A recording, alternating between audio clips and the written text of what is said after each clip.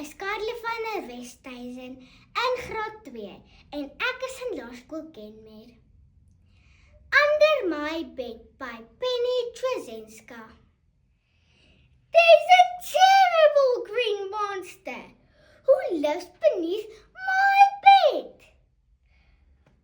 I hear his long, white teeth click. He's waiting to be fed. Maybe if I lie real still, he won't eat me tonight.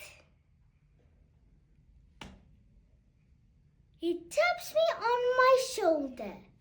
I don't know what to do. He looks at me and says, I'm scared.